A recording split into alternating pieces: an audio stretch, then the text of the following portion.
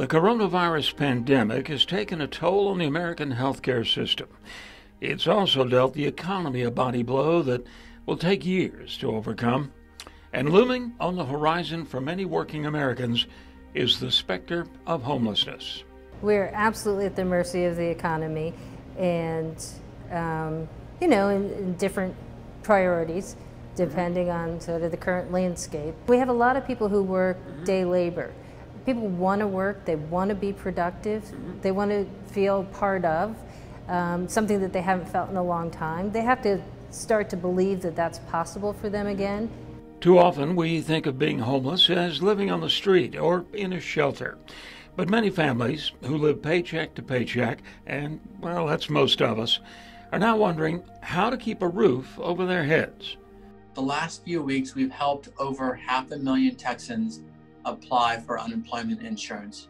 To put that in perspective, for all of 2019, we helped just over 700,000 Texans.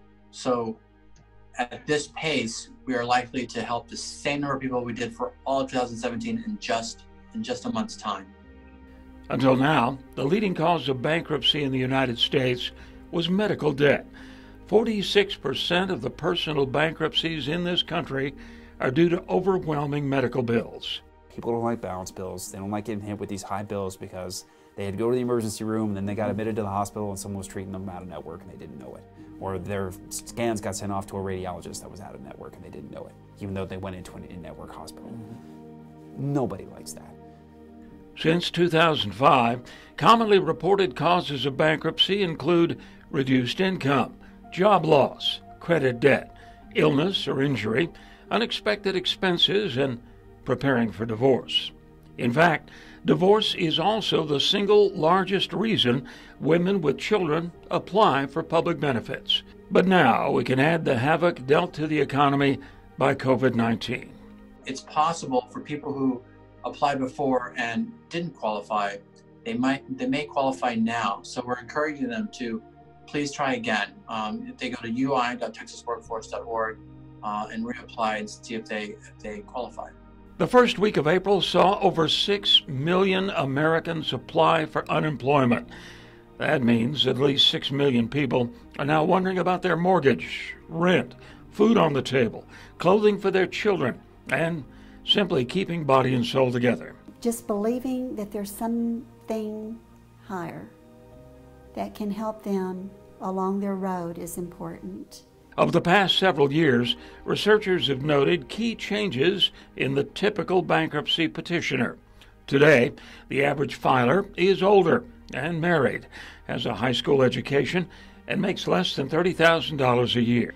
Inevitably, many who have lost jobs during this pandemic will not get them back when it's over, because those jobs, those businesses, may no longer exist. There are, though, people who are willing to help.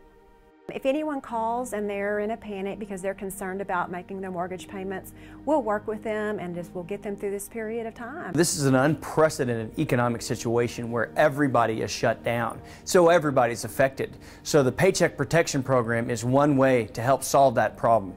There are institutions offering grace periods and forgiveness. The Paycheck Protection Program is going to save a lot of businesses, which is going to save a whole lot of jobs. It's a remarkable program that's truly going to help our country get back on our feet. There are government programs that can help you get through this crisis. Here at Amarillo, the Community Development Department for the City of Amarillo, which is my department, we're the lead agency for the continuum of care. Texas Homeless Network is the lead agency for the continuum of care for what they call the balance of state. Food is available if you need it. It's definitely a direct way that we can respond through, making some food preparations available here at the food bank. But despite all the help, despite the understanding that this too shall pass, many Americans can't help but wonder, will I become one of the invisible?